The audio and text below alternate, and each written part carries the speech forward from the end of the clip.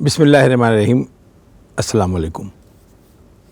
اور ٹیلی ویژن کی جانب سے ہم حاضر خدمت ہیں محرم الحرام کے پروگرام کے ساتھ، اور اس سیریز کا نام ہے داستان کربلا.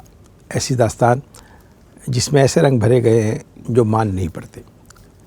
قوس قزح کے رنگ جس سے خیرات مانگتی ہو رنگوں کی، اسے کربلا کے رنگ کہتے ہیں. رنگ بھرنے میں جو اہم کردار ادا کیا ہے وہ اہل ادب نے، ان شاعروں نے، ان تخلیق کاروں نے جنہوں نے کربلا کے واقعے کو آج تک زندہ اور پائندہ بنا دیے.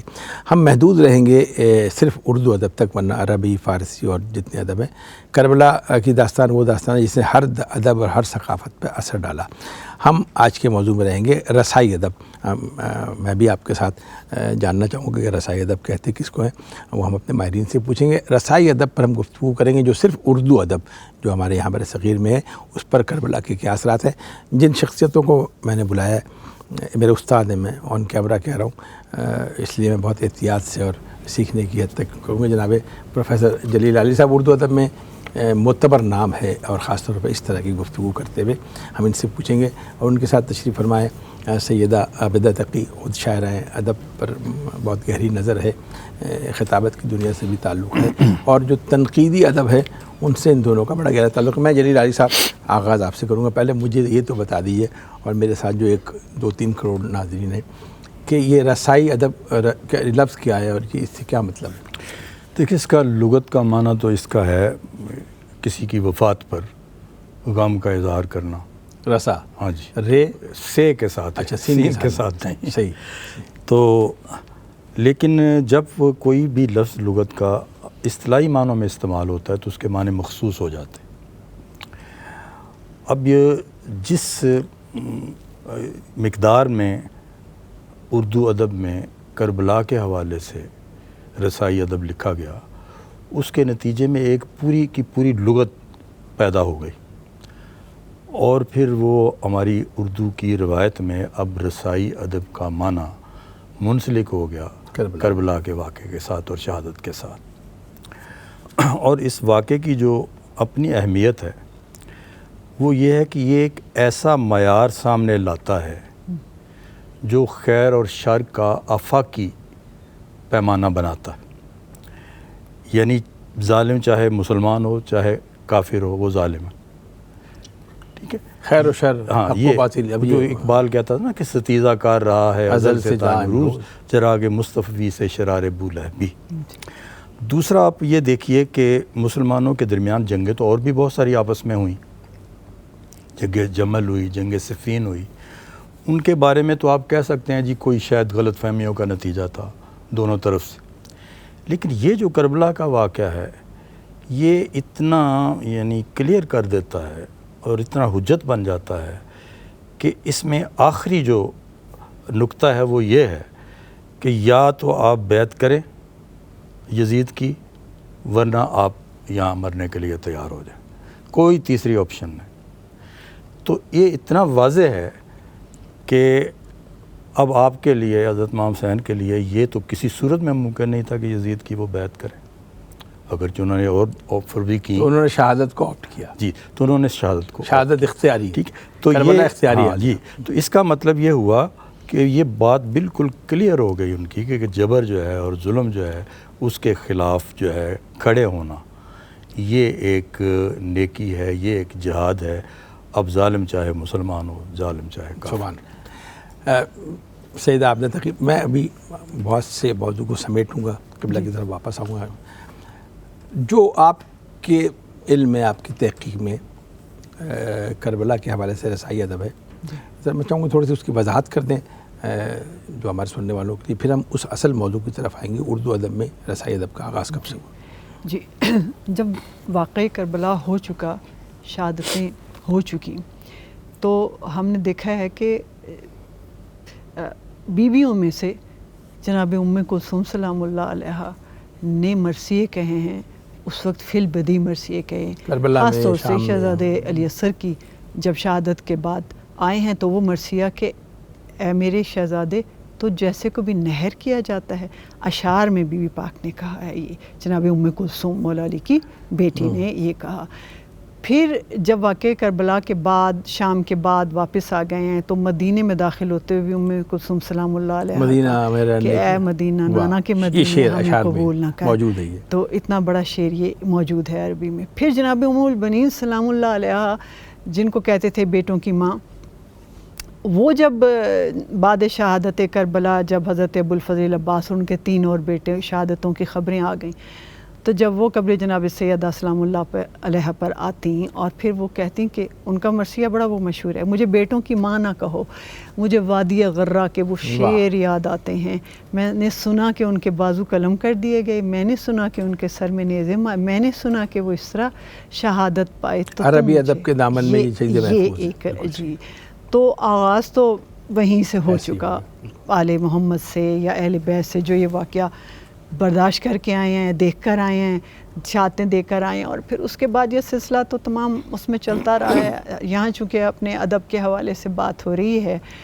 تو پھر یہ دیکھیں کہ اس واقعے کو مرثیوں میں جب باقاعدہ مرثی جب شاعری اردو شاعری منظر عام پر آئی ہے تو پھر اردو شاعری کو یعنی کہ کمال تک پہنچانے کی ایک ہی چیز تھی کہ وہ چاہے ان کا تعلق شیعت سے ہو یا نہ ہو، وہ شاعر مانا جاتا تھا جو اچھا مرثیہ کہہ سکتا ہو، اور اساتذہ کرام بھی یہی کہتے تھے۔ صنف ادب پہ ہم آتے ہیں تھوڑا سا، میں چاہوں گا تھوڑی سی وضاحت کر دیں کہ جو کمال پہنچا ہے آپ کے ہاں برصغیر میں، وہ میر انیس سے مرزا دبیر کا تذکرہ کیا جاتا ہے، میں چاہوں گا اس کا تھوڑا سا حوالہ دے دیں، پھر ہم علی صاحب سے۔ جی بالکل، کیونکہ مرثیہ جب یہاں تک پہنچا ہے مرزا دبیر تک رحمۃ اللہ علیہ، اور جب میر انیس تک پہنچا ہے تو اس میں اتنی علویت اور اتنا کمال آ گیا، اور وہ اتنی ڈیٹیل سے، یعنی کربلا کی جتنی بھی 10 دن ہیں نا وہاں پر، اور اس سے پہلے سفر کربلا بھی ہم دیکھتے ہیں، مدینہ سے روانگی پہ بھی جناب میر انیس نے بھی لکھا، مرزا دبیر نے بھی لکھا، تو انہوں نے اس کا کوئی گوشہ چھوڑا نہیں، بلکہ جتنی تہذیب ہے،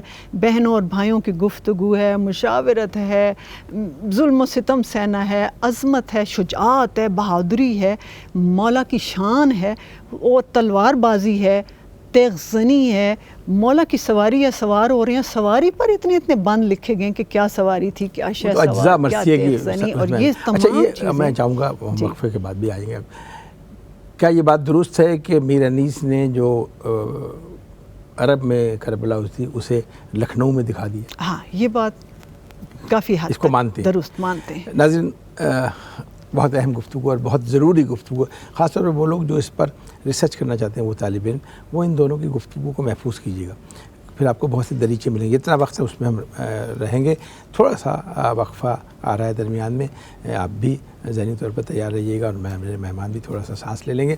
وقفے کے بعد ہم اس موضوع کو پھیلائیں گے، اس پر گفتگو کریں گے۔ انتظار کرتے ہیں ایک وقفے کا۔ صدائے حق حسین، صدائے حق حسین۔ داستان کربلا ہمارا سلسلہ گفتگو کا محرم الحرام کے پروگراموں کے حوالے سے اور ٹیلی ویژن کے زیر اہتمام ہم گفتگو کر رہے تھے رسائی ادب پہ۔ پھر میں دوہرا رہا ہوں، لفظ ہے رسائی زبر کے ساتھ ہے، علی صاحب اس کی وضاحت کر چکے ہیں، ہم تو مہمانوں کی طرف جاتے ہیں، ہم بات کو آگے پھیلاتے ہیں۔ علی صاحب، بلا اختلاف ہم بعد میں کریں گے، رسائی ادب کا آغاز برصغیر میں کہاں سے ہوا؟ میں عربی فارسی ادب کو اس لیے چھوڑ رہا ہوں کہ ہمارا وہ موضوع نہیں ہے، برصغیر میں رسائی ادب کا آغاز کب سے ہوا؟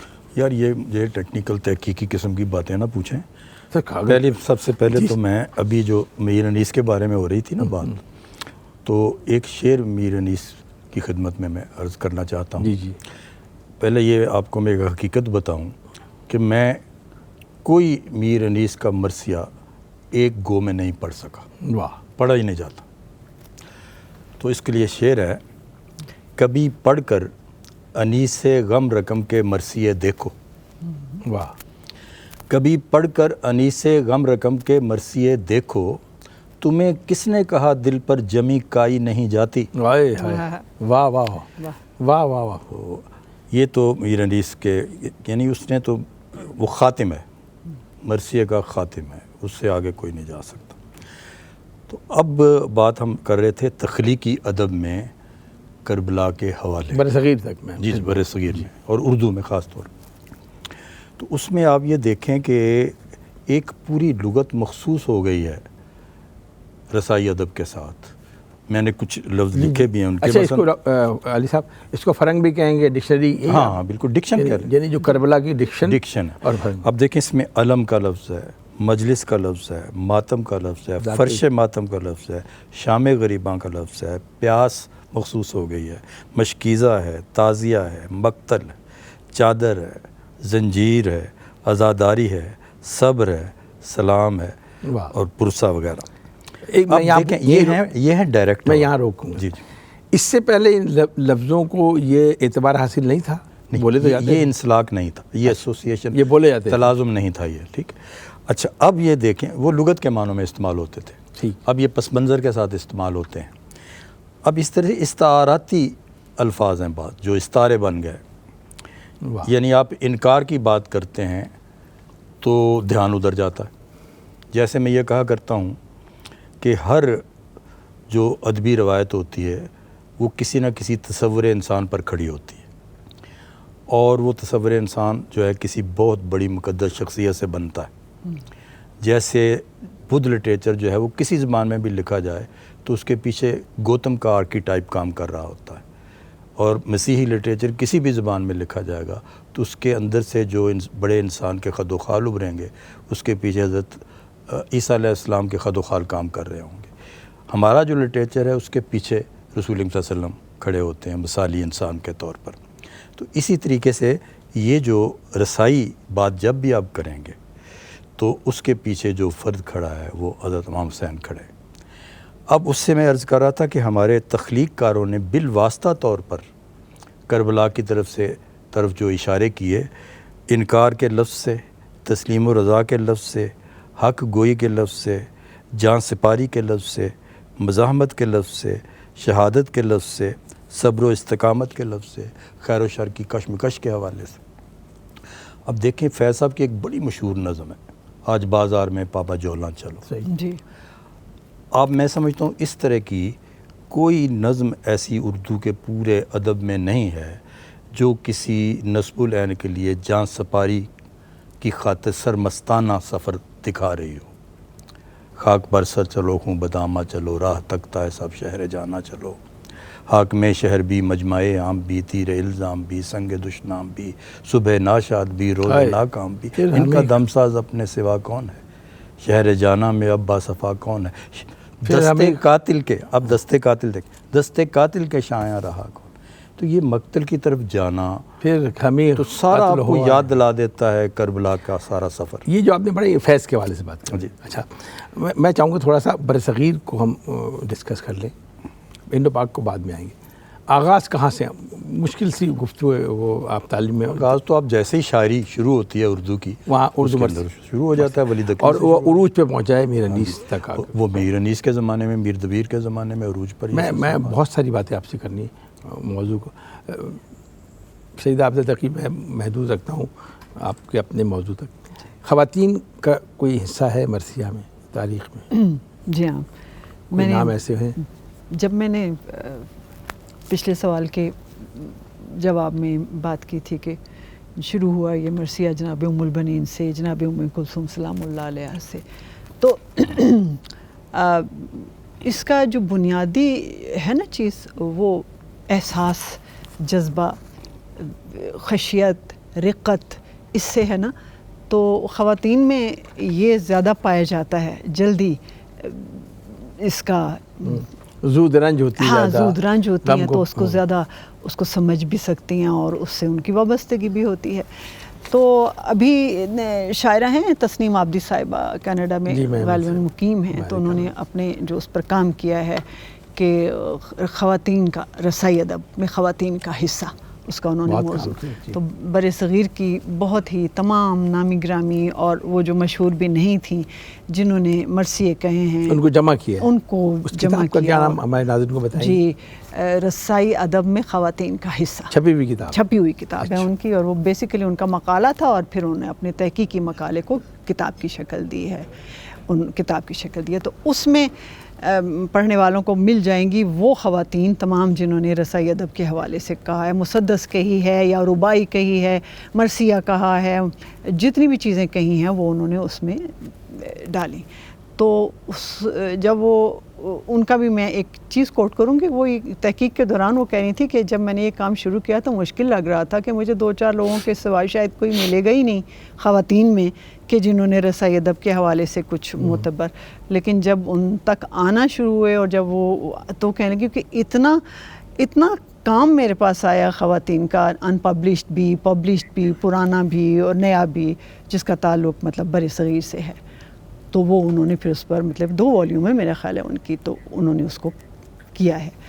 تو خواتین اندازاً بتائیے گا کتنی شاعرات، کتنی خواتین تعداد اگر ذہن میں ہو تو؟ ہاں اندازاً میرا خیال ہے انہوں نے تقریباً 100 تو 100 خواتین مرثیے کے نام ہیں کور کیے انہوں نے، چاہے انہوں نے کوئی ایک سلام کا ہوگا، منقبت اور جی، تو یہ انہوں نے اچھا یہ کام انہوں نے کیا ہے اور یہ بہت اہم کام ہے کہ جو انہوں نے کیا، بہت بڑی بات. تو خواتین دیکھیں، ہم نوابین کا بھی پڑھتے ہیں، لکھنؤ کے گھرانے میں بھی خواتین کا پڑھتے ہیں کہ چونکہ وہ اس وقت اتنا نہیں تھا نا کہ وہ سامنے آ کر، لیکن چونکہ مجلسوں سے تعلق تھا تو مجلسوں میں، مجالس میں آ کر جو ہیں خواتین جو کہہ سکتی تھیں وہ اپنے کہے ہوئے اشعار کو، اپنے رسائی ادب کو وہاں خواتین میں پیش کیا کرتی تھیں، اپنے مرثیے کو وہاں سنایا کرتی تھی، تحت اللفظ بھی سناتی تھیں، اور جو خوش الحان خواتین تھیں وہ اس میں بھی سناتی تھیں، مجالس بھی پڑھتی تھیں. تو اس طرح سے خواتین کا مطلب کافی سلسلہ بنتا چلا گیا ہے. یہاں صفیہ شمیم علی آبادی رہی ہیں یہاں پر، 100 خواتین کا آپ نے تذکرہ.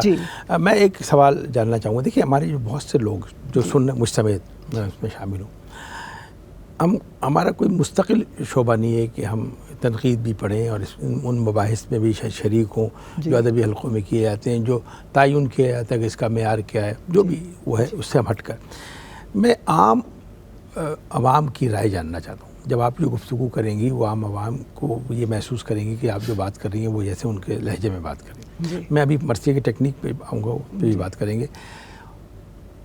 آپ کے حوالے سے پوچھ رہا ہوں کہ اردو ادب میں مرثیے کی ترویج میں جو عزاداری کا ہے، جو خواتین کی عزاداری، اس کا کتنا حصہ ہے؟ جی ہاں، یہ بہت اہم سوال ہے.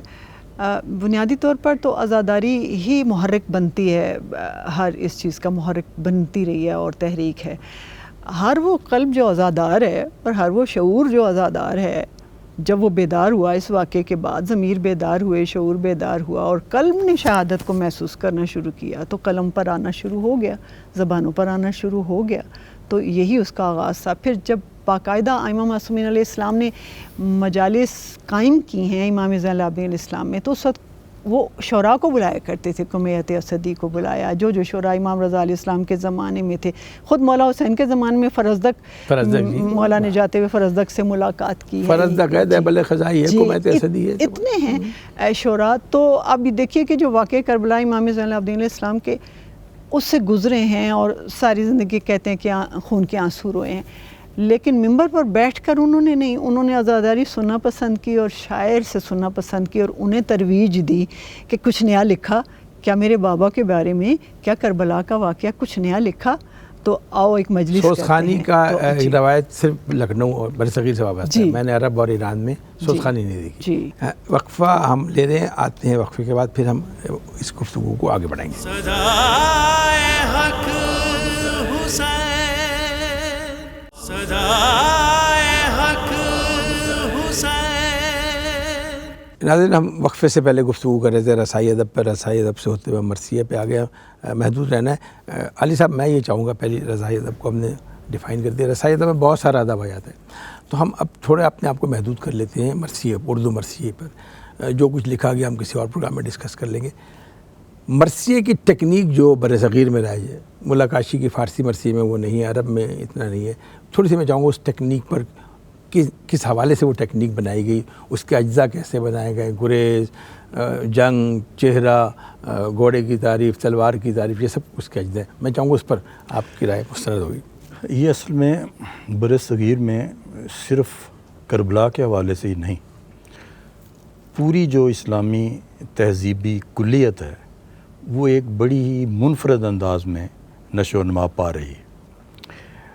آپ کو پتہ ہے اقبال نے اپنے لیکچر میں 1930 کے لیکچر میں یہ کہا تھا کہ جب ہم ایک الگ ملک بنا لیں گے تو ہمیں یہ موقع ملے گا کہ اسلام کے چہرے سے عرب کلچر کی استعماری چھاپ کو اتار سکے.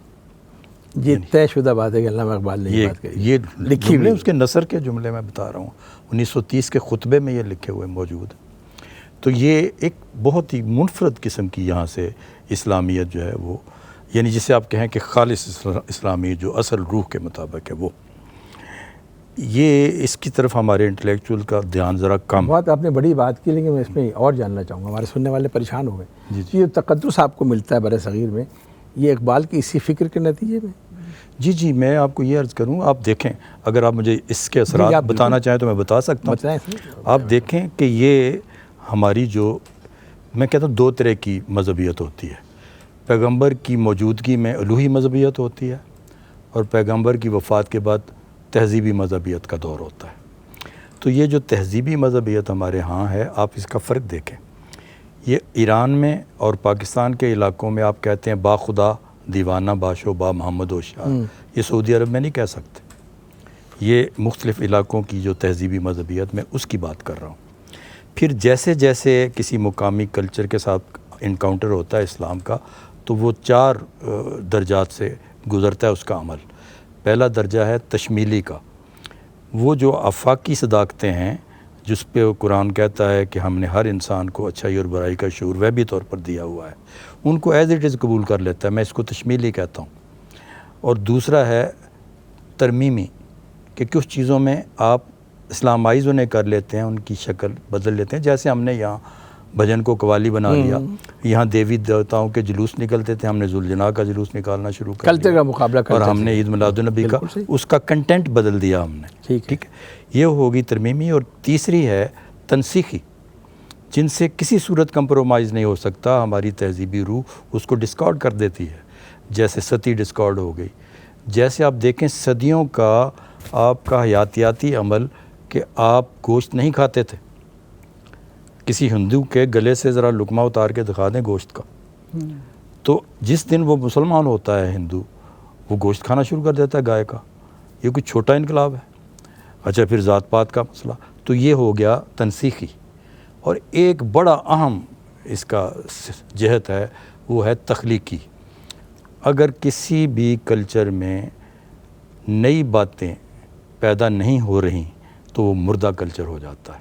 اس میں ارتقا نہیں. اقبال نے آپ کو بتایا کہ ہر لحظہ مومن کی نئی شان. علی صاحب, کیا پھر ایک نیا موضوع آپ نے کھول دیا. میں چاہوں گا اس کو سمیٹ کے اردو مرثیے پر بر صغیر کے بعد یہ 4 عناصر جو آپ نے بیان کیے ہیں, یہ منطبق ہوتے؟ جی میں آپ کو عرض کرتا ہوں نا, یہ اصل میں ایک ساتھ نہیں, یہ گرو کیا ہے نا, آہستہ آہستہ سفر تہذیب. اچھا, یہ جو آپ دیکھیں کہ مرثیہ جو ہے مخصوص ہو گیا مسدس کے ساتھ, حالانکہ مرثیے جو ہیں وہ آزاد نظم میں بھی کہے جا رہے ہیں, وہ ہائیکو میں بھی کہے جا رہے ہیں, موضوع وہی غزل کی شکل میں موضوع ہے. کہ ایکچولی تو موضوع ہے.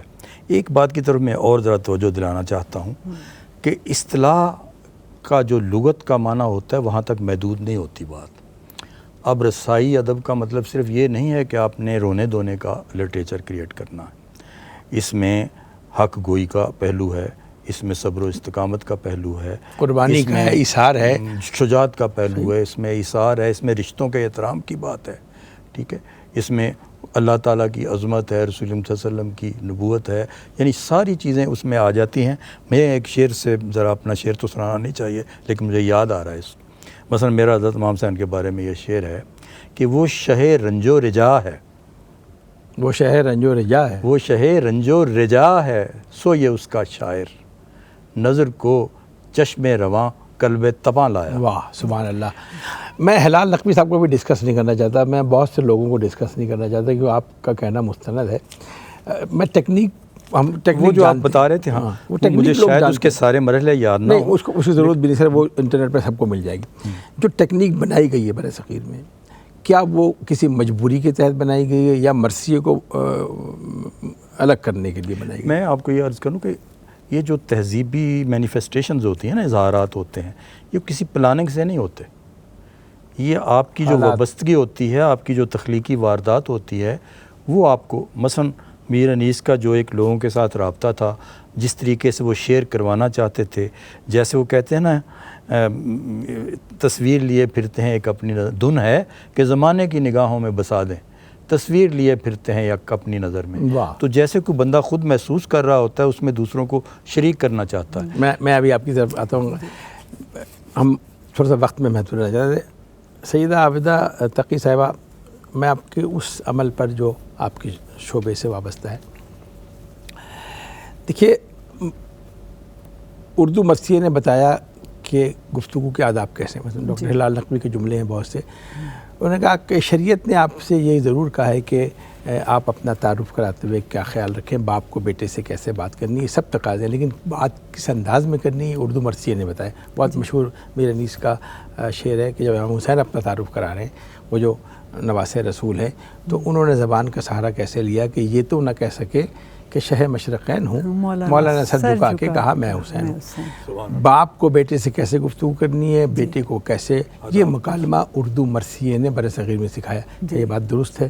آپ کیا اس کو کیسے دیکھتی ہیں؟ جی ذاتی طور پر بھی میں نے جتنا بھی مطالعہ کیا ہے مرثیوں کا، اور مرثیے کا جو اپنی ایک آن بان شان ہے رہی ہے، اس میں یہ کربلا ایک درسگاہ کی حیثیت سے ابھر کر آئی ہے مرثیے سے، جو میر انیس کا اور مرزا دبیر کے مرثیے. ہم پہلو والوں کا نام کیوں نہیں لے رہے؟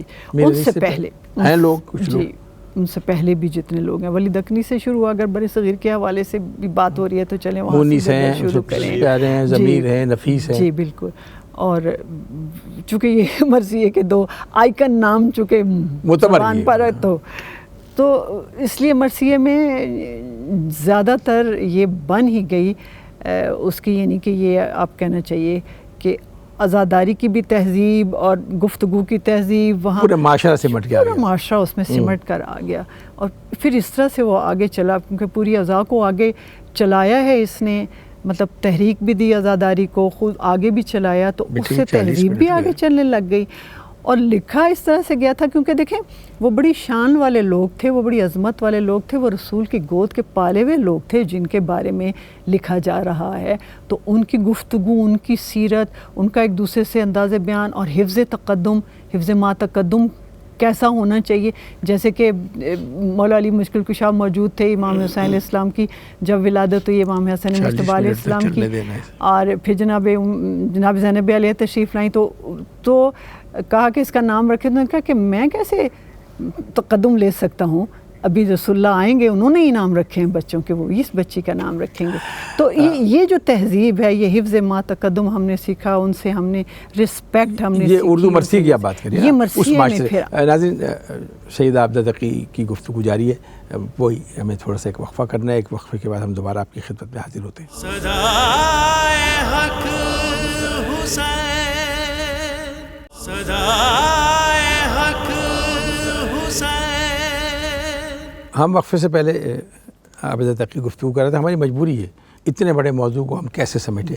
ہم ماہرین کو اسی لیے بلاتے ہیں کہ وہ فن کو جانتے ہیں کہ مختصر گفتگو کیسے کی جاتی. میرے آخری آپ سے سوال، پھر میں جلیل علیہ صاحب سے زیادہ تفصیلی بات کروں گا، کہ کیا اردو مرثیے کو نافذ کرنے کے لیے کسی ایک مسلک سے وابستہ ہونا ضروری ہے یا اور بھی لوگ شامل ہو سکتے ہیں؟ جب شروع میں جب شاعری ہو رہی تھی، اردو شاعری کا آغاز ہوا ہے، ہم نے پڑھا ہے ایز اے اسٹوڈنٹ بھی ہم نے پڑھا ہے کہ اس وقت تو کوئی یہ نہیں ہوتا تھا کہ ضروری شیعہ ہے تو مرثیہ لکھے گا، بلکہ مرثیہ لکھوایا جاتا تھا اور لکھا بھی جاتا تھا تاکہ شاعری جو ہے وہ کہتے تھے کہ آپ شاعری میں اگر نام پیدا کرنا چاہتے ہیں تو مرثیہ لکھیں. مرثیہ لکھا جاتا تھا تو اس میں بھی کوئی یہ نہیں دیکھا جاتا تھا کہ یہ تشیع سے تعلق ہے یا نہیں.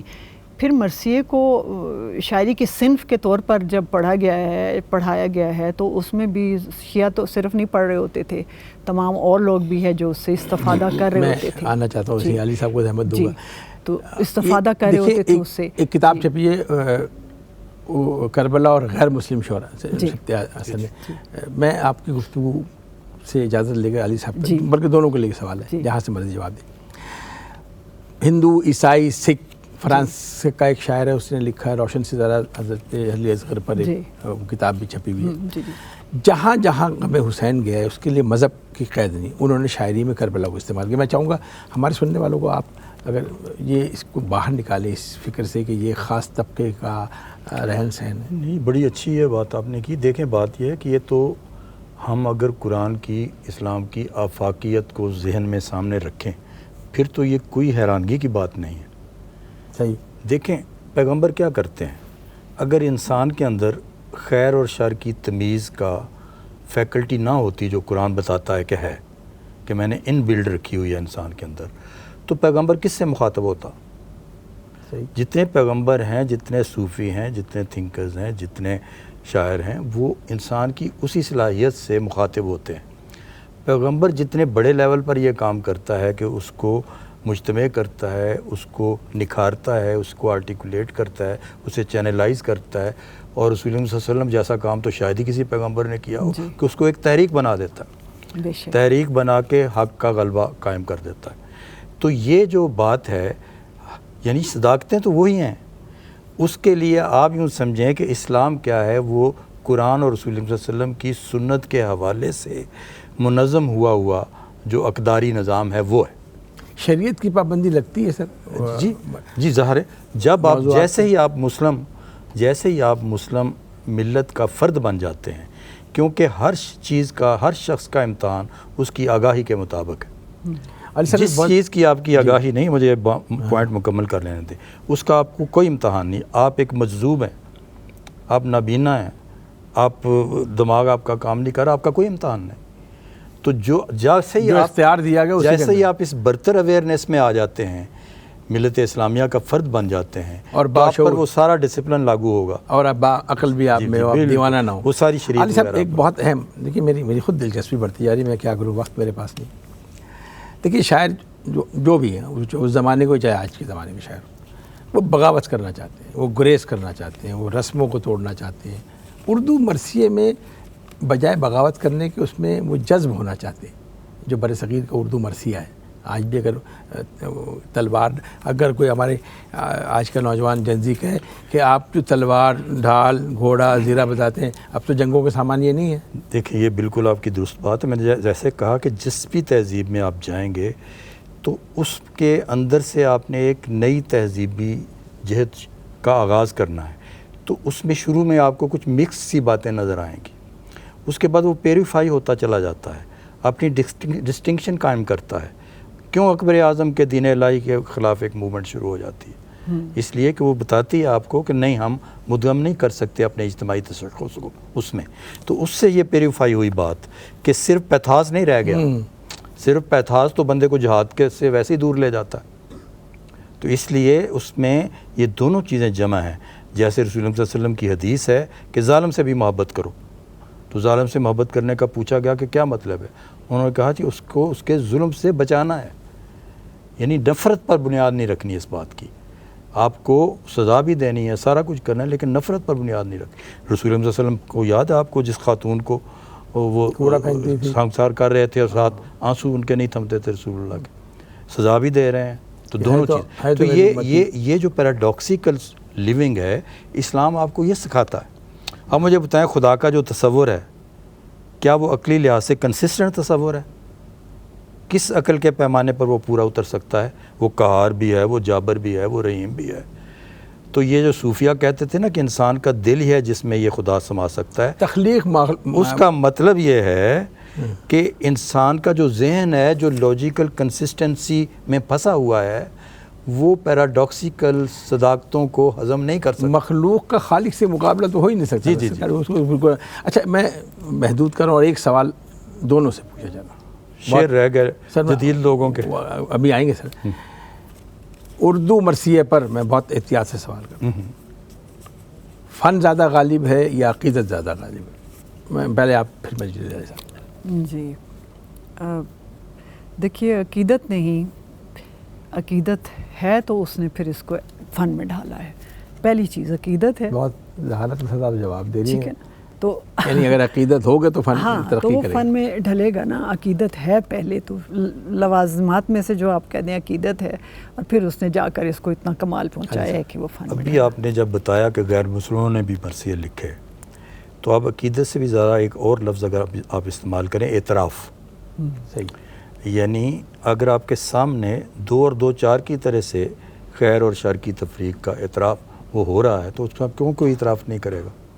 یعنی واضح تقسیم ہو رہی ہے، یہ ظلم ہے، یہ مظلومیت ہے. تو اس میں یہ ایک اعتراف کی بات ہے. باقی یہ بات بالکل آپ اس کو دو حصوں میں تقسیم کر سکتے ہیں. آپ نے کہا تھا اختلافی بات نہیں کریں گے, دو حصوں میں تقسیم کر سکتے ہیں کہ ایک ہے صرف جو ایک عقیدت میں لکھا گیا ہے, اس میں رشتے ہیں, ناطے ہیں, اور جو رسول اللہ صلی اللہ علیہ وسلم کے ساتھ تعلق ہیں, اور جو سارا تقدس یعنی جسے آپ سیکریڈ سارے پس منظر میں دکھا رہے ہیں. دوسرا ہے وہاں جو انسانی اقدار ہیں اور ان کا اعتراف ہے اور ان کی عظمت دیکھی جا رہی ہے اور دکھائی جا رہی ہے. ٹھیک ہے, صرف اس لیے نہیں حضرت امام حسین بڑے کے رسول اللہ صلی اللہ علیہ وسلم کے نواسے, ان کا اپنا کردار ہے. جی, انہوں نے رسول اللہ صلی اللہ علیہ وسلم نے تو ہمیں سکھایا ہی ہے کہ ہر فرد جو ہے اس کا اپنا کردار ہے, اس کی اپنی جواب دہی ہے, کوئی رشتہ اہم نہیں, کوئی ناطہ اہم نہیں. تو اس میں اب دو طرح ہے نا, ایک اگر آپ کی کنٹینٹس میں ساری بات یہی چلی آ رہی ہے کہ وہ نواسہ رسول ہیں, وہ ان کے کندھوں پر بیٹھتے تھے, یہ ایک ہے. میں اس کی نفی نہیں کر رہا, اس سے کریٹ ہوتی ہے, ایسوسیشن کریٹ ہوتی ہے اور ایک نفسیاتی اثرات ہوتے ہیں. لیکن ایک بندہ ان کی عظمت بیان کر رہا ہے کہ انہوں نے ثابت کیا کردار سے متاثر, انہوں نے یعنی یوں سمجھیں کہ انہیں اپنی وراثت کی پاسداری کی. جس نبی کے وہ نواسے ہیں اس نبی کی سنت پر انہوں نے عمل کیا اور اس میں ایک بلند کرداری دکھائی. تو یہ ایک دوسرا اینگل ہے. تو یہ فرق تو پڑتا ہے. یہ آپ مرثیوں کے کنٹینٹ میں دیکھ لیں, آپ کو صاف پتہ چلے گا کہ یہ مرثیے جو ہیں ایک شخص کی اپنی صفات ابھار رہے ہیں یا صرف وہ ایسوسیشن دکھا رہے ہیں. ہمارا وقت بڑا محدود ہے. میں چاہوں گا کہ رسائی ادب پہ ہم نے گفتگو شروع کی تھی, ہم ختم رسائی ادب پہ کریں. کچھ شعر ابھی آپ, ہاں میں آپ کو کچھ شعر رسائی ادب وہ پہلے کنکلوڈ کر لیں. ہم نے جو گفتگو کی وہ سب رسائی ادب میں, ہم اپنے کسی اور پروگرام میں آپ کو زحمت دیں گے اور اس پہ ہم بات. رسائی ادب میں اردو مرثیہ, نعت, نظم, یہ سب آ گئی ہے اس میں, یعنی برصغیر میں جو یا صرف مرثیے پہ نہیں, نعت تو رسائی ادب میں نہیں آتا. اچھا, اس پہ ہم کسی اور موضوع پہ ڈسکس کریں. اب آخری 1 منٹ رہ گیا اور میں آپ سے اور ایک سوال, کیا برصغیر کے قدیم رسائی ادب کو جدید پاکستانی معاشرے پہ لاگو کر سکتے ہیں؟ لاگو کرنے کا تو مجھے لفظ ہی نہیں سمجھ آئی بات کی آپ کی. لاگو اپنے معاشرے پہ امپلیمنٹ کر سکتے ہیں؟ نہیں, امپلیمنٹ کسی کو اختیار نہیں ہے. وہاں سے فکر آپ یوں کہیں کہ وہ اب میننگ فل ہے. یہ کہ تہذیب میں کا مطالعہ تو اس طرح سے کرتے ہیں نا کہ یہ جو پرانی ایٹیٹیوڈز تھے کیا وہ اب بھی ریلیونٹ ہیں, یہ سوال بنے گا.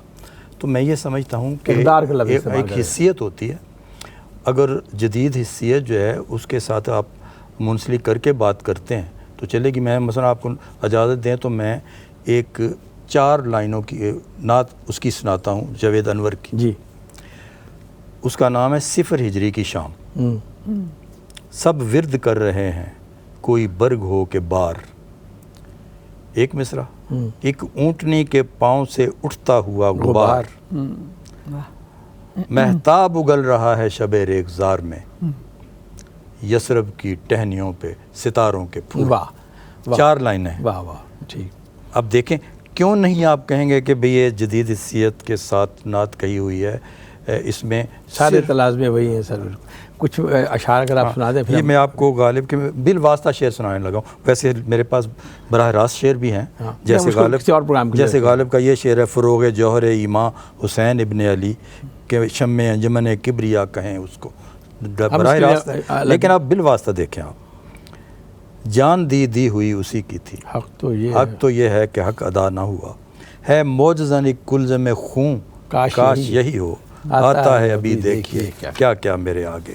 اقبال کے تو اتنے اشعار ہیں, غریب و سادہ رنگی ہے داستان حرم, نہایت اس کی حسین ابتدا ہے اسماعیل, صدق خلیل بھی ہے عشق, صبر حسین بھی ہے عشق, مارکائے وجود میں بدر و حنین بھی ہے. بہت بہت شکریہ علی صاحب.